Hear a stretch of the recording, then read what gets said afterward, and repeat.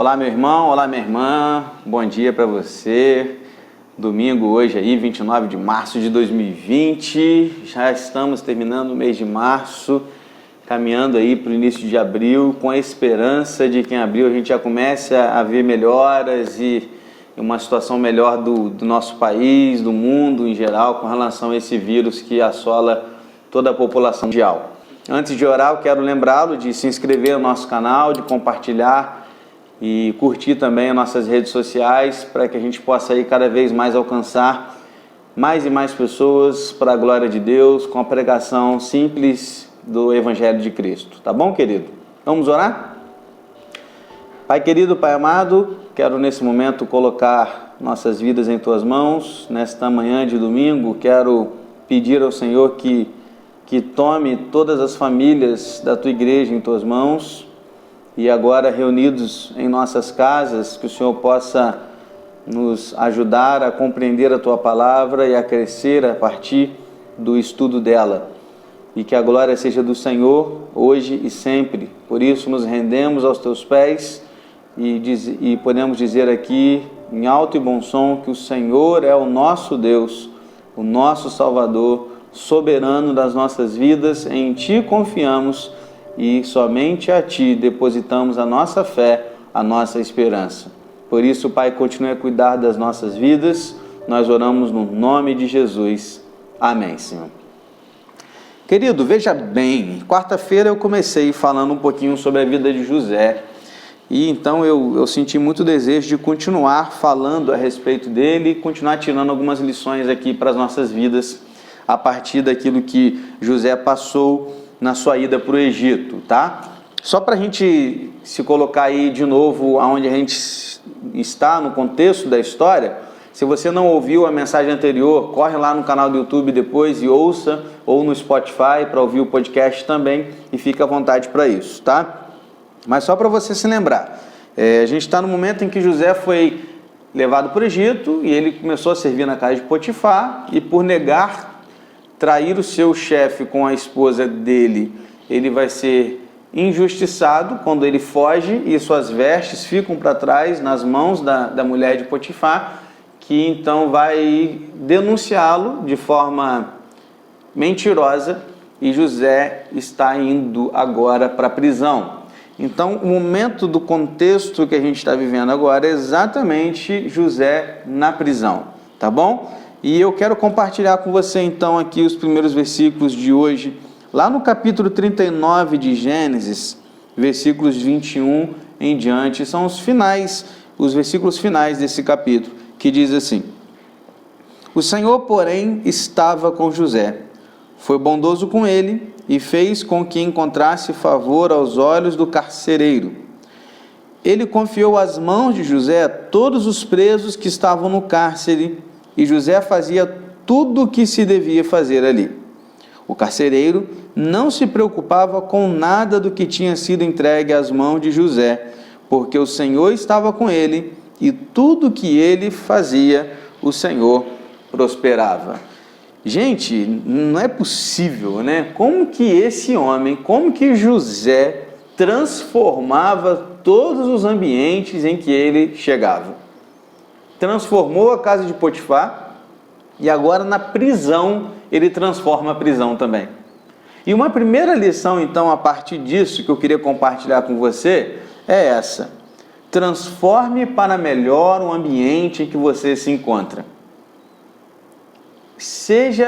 Tenha esse objetivo na sua mente, no seu coração: transformar para melhor o ambiente que você se encontra. Veja que José, ele está exatamente na prisão. Ele está num local onde não haveria qualquer tipo de esperança para ele. Mas ele consegue chegar naquele lugar, e o texto deixa muito claro que Deus estava com José. E mais uma vez eu consigo perceber, assim como Potifar viu em José que Deus estava com ele, o carcereiro também viu o mesmo. Perceba que não se trata do lugar, mas se trata de quem somos e a quem servimos. Porque nós não estamos falando de um lugar legal, nós estamos falando da prisão. Mas mesmo na prisão, José havia transformado aquele lugar num lugar de alegria, de prosperidade, algo que antes não acontecia sem a presença dele. Então a primeira lição que eu quero compartilhar com você é essa: transforme o ambiente em que você se encontra para melhor. Pare de reclamar, pare de murmurar, comece a encontrar soluções a partir da palavra de Deus para o ambiente em que você se encontra. Show? Vamos continuar a leitura? Capítulo 40. Os 3 primeiros versículos vão dizer o seguinte: passadas estas coisas, aconteceu que o copeiro e o padeiro do rei do Egito ofenderam o seu senhor, o rei do Egito.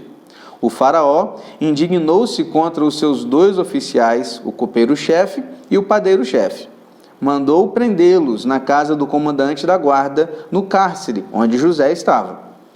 Perceba que, antes da gente continuar aqui, haviam 2 funcionários diretos do faraó, do rei, que por alguma razão, por algum motivo, não sabemos qual, eles foram colocados na prisão junto com José. Nós estamos falando de 2 que trabalhavam diretamente com o faraó. O padeiro, que é obviamente aquele que tratava das questões dos pães, dos bolos e dessa parte de massas do faraó, e o copeiro, que é aquele que cuidava da parte das bebidas, do vinho, que bebia o vinho antes que o rei pudesse beber, para que caso houvesse um veneno, algo desse tipo, o copeiro morreria, não o rei, não o faraó. Então nós estamos falando que esses 2 homens, eles foram colocados exatamente onde José estava.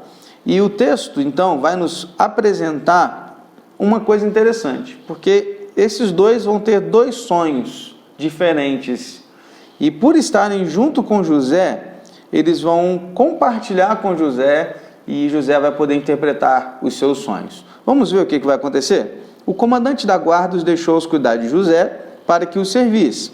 E por algum tempo estiveram na prisão. Versículo 5. E os 2 sonharam, cada um o seu sonho na mesma noite. Cada sonho com seu próprio significado. O copeiro e o padeiro do rei do Egito, que se achavam encarcerados. Quando José chegou pela manhã, viu-os e eis que estavam preocupados. Então perguntou aos oficiais de Faraó, que estavam com ele no cárcere na casa do seu senhor: por que vocês estão com a cara triste hoje? E eles responderam: tivemos um sonho, e não há quem o interprete. José lhes disse: não pertence a Deus as interpretações? Contem-me o sonho que tiveram. Então o copeiro-chefe contou o seu sonho a José, e ele disse: em meu sonho havia uma videira diante de mim, e na videira havia 3 ramos. Ao brotar a videira, havia flores, e os seus cachos produziam uvas maduras. O copo de Faraó estava na minha mão. Peguei as uvas e as espremi no copo de Faraó, e o entreguei a Faraó. Então José disse: esta é a interpretação do sonho. Os 3 ramos são 3 dias. Dentro de 3 dias, Faraó vai reabilitar você e reintegrá-lo ao seu cargo, e você lhe dará o copo na mão dele, segundo o costume antigo, quando era seu copeiro. Hoje, não há mais necessidade de sonhos e interpretações dos mesmos, porque hoje a revelação de Deus está aqui, na sua palavra, na Bíblia. Tudo do que precisamos para conhecimento da nossa vida hoje, tudo o que precisamos saber a respeito de Deus, do seu propósito, da sua obra e de tudo aquilo que a gente vive no mundo está aqui na sua palavra. Então é nossa responsabilidade compartilhar desta palavra a todas as pessoas. A revelação é dele, de Deus, a palavra é de Deus e a glória é de Deus. Então, meu irmão e minha irmã, mesmo na prisão, José teve compaixão em compartilhar da revelação de Deus ao próximo. E eu pergunto para você hoje, temos compartilhado da palavra de Deus nesse tempo de pandemia que vivemos? Ou será que estamos muito mais preocupados em discutir política, em se estamos com ou contra o nosso presidente? Ou será que estamos tão preocupados em compartilhar memes e em curtir e seguir páginas das quais me façam rir de todas as coisas? Será que não é hora de parar um pouquinho e aproveitar esse tempo para compartilhar com as pessoas o que realmente importa? Eu não estou dizendo que você não deva curtir, se divertir ou até discutir política. Não, a questão é o que é prioridade na sua vida. Será que realmente estamos preocupados em passar às pessoas o que é a revelação de Deus?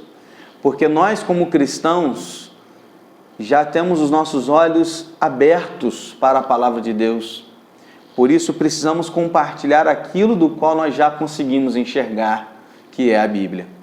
Assim como só José podia interpretar o sonho, porque só José era um servo de Deus, nós também, os servos de Deus, podemos transmitir às pessoas a revelação de Deus.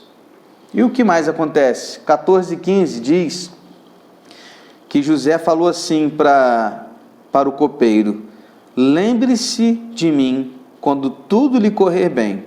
Peço que você seja bondoso para comigo e fale a meu respeito com Faraó e me tire desta prisão, porque de fato fui roubado da terra dos hebreus e aqui nada fiz para que me pusesse nesta masmorra. Me lembro de uma frase de Lutero, eu até escrevi aqui para não esquecer, que diz assim: uma masmorra com Cristo é um trono, e um trono sem Cristo é um inferno. Perceba que José estava na masmorra, mas isso não o impediu de servir o Rei dos Reis. Meu irmão, nós estamos vivendo um tempo difícil, mas esse tempo difícil que enfrentamos, se enfrentamos com Cristo, é muito melhor que estar num tempo tranquilo sem Cristo. Porque é melhor estar no deserto com o Senhor que no paraíso sem Ele. Eu já fiz uma pergunta uma vez aos irmãos e vou repetir. Você gostaria de ir para o céu se Deus não estivesse lá? A grande questão, queridos, é que a vida eterna está em conhecer o Senhor, o nosso Deus. A grande importância do céu não é o céu, mas é o Deus que habita nele. A grande questão é que a maioria das pessoas não quer viver no céu, quer fugir do inferno. A grande questão, queridos, aqui é que nós precisamos depositar nossa fé e nossa esperança no Senhor, nosso Deus. Por isso, a terceira lição que eu quero compartilhar com você é essa: não deposite sua esperança e sua fé em homens. José olhou para o copeiro e disse: lembre-se de mim. Opa!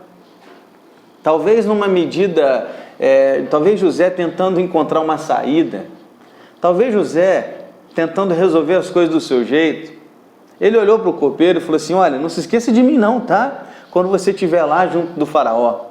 Só que o grande problema em depositar a confiança em homens é que homens não são confiáveis.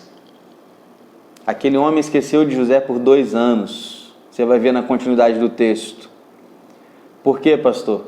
Porque a nossa esperança, a nossa fé deve estar em Deus, não em homens. E aí eu quero compartilhar com você algo que o pastor Paulo Júnior escreveu, que ele disse assim: coronavírus, as causas não sabemos ao certo. Os interesses envolvidos, desconhecemos. O alcance da peste não pode ser previsto. O estrago causado não se pode mensurar. O quanto tudo é verdade ou mentira, não sabemos. No entanto, o que sabemos é que nossa esperança está no Senhor. Sabemos que é hora de dobrar nossos joelhos e orar. Sabemos que tudo está no controle do Deus soberano. Sabemos que os justos terão consolo na tribulação. Sabemos que, como nunca, devemos pregar o Evangelho. E, por fim, sabemos que Cristo vem, Maranata. Percebe que o texto do pastor Paulo Júnior é muito parecido com aquilo que eu estou te falando agora? O que depende dos homens, a gente não tem certeza de nada. Mas o que depende de Deus, nós temos certeza absoluta daquilo que Ele está fazendo e há de fazer nas nossas vidas. Diante desta situação, deposite sua fé e sua esperança em Deus, não em homens. Homens não são confiáveis. Deus é totalmente confiável. Vamos continuar a leitura e caminhando para o final? Vendo o padeiro-chefe que a interpretação era boa, disse a José: eu também sonhei, e eis que 3 cestos de pão branco estavam sobre minha cabeça.